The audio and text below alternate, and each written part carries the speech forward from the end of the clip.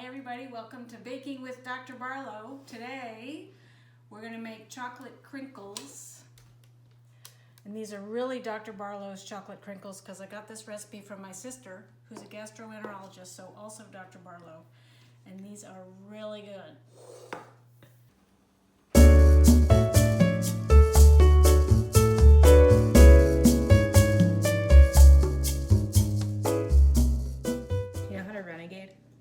How to what? Renegade. Wait. Renegade. Go.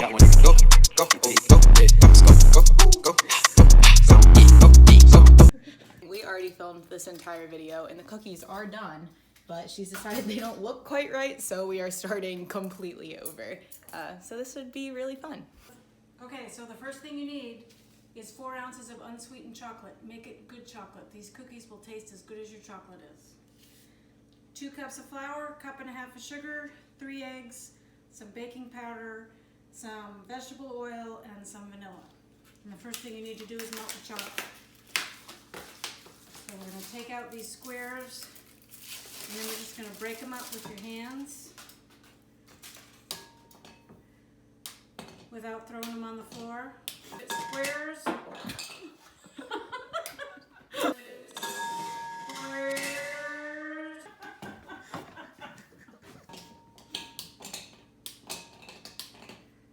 Take each square into about 4 pieces. And then we're going to put it in the microwave for 30 seconds.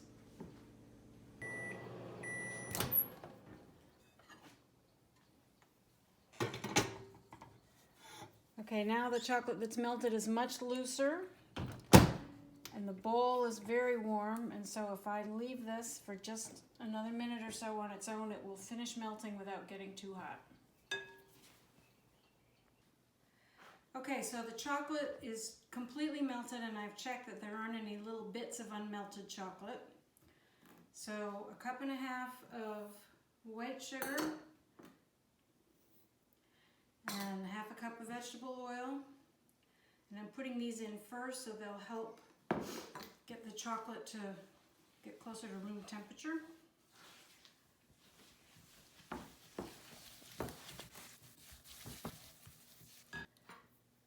And we need 3 beaten eggs.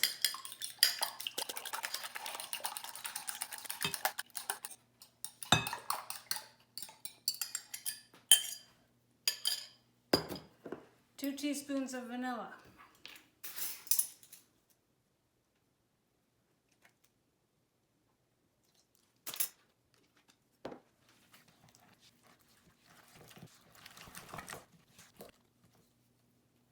Okay, and we need 2 cups of flour, so remember, there's 1 cup. Remember how to measure flour. Don't go shaking it down, just spoon it in lightly. And scrape across the top. And I'm going to put in 2 teaspoons of baking powder on top of that so that it'll mix in with the flour.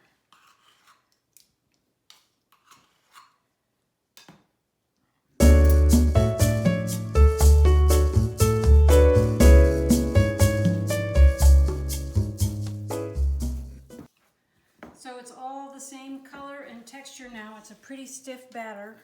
I've put a little bit of muscle into it. And now we're going to put it in the fridge for an hour, or since it's 9:35 at night, we're going to put it in overnight. Okay, so this was in longer than it needed to be in the refrigerator, longer than an hour. We did it overnight, so I let it sit out for about 45 minutes so that it's not rock solid. We need about 1-inch balls, which you can do with a spoon, like this. And then it gets rolled in granulated sugar, and the only reason to do that is that it helps the confectioner's sugar stick. Roll it in confectioner's sugar and just set it on your baking sheet. If you don't want to do all that hand rolling and you have a scoop that's about the right size, that is a faster way to do it. And they don't have to be perfectly round. You can put the flat side down on the cookie sheet. The cookie sheet should be ungreased or parchment paper if you have it. And the oven, meantime, has been preheated to 375 degrees.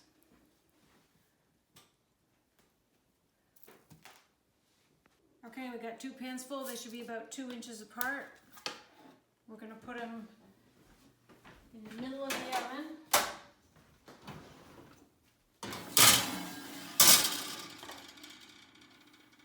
Normally these go 8 to 10 minutes, but because these ones are on the big side, we're going to go 10.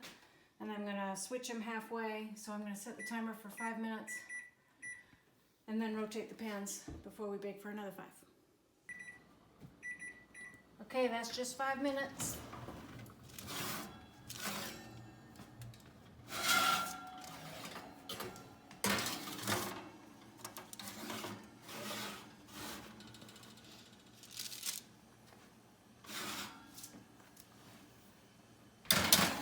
Rotated top to bottom and front to back. Another 5 minutes.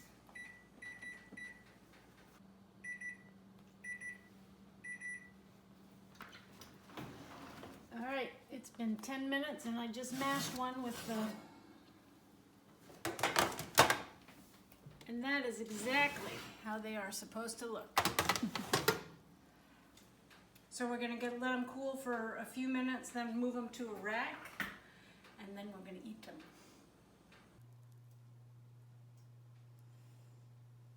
It's all chocolate. Is it good? Yes. All this earlier? No. Yes, Dad. We're filming the entire thing again. Because the mixing technique wasn't right. Making even more cookies? Yeah, Judson and Sam will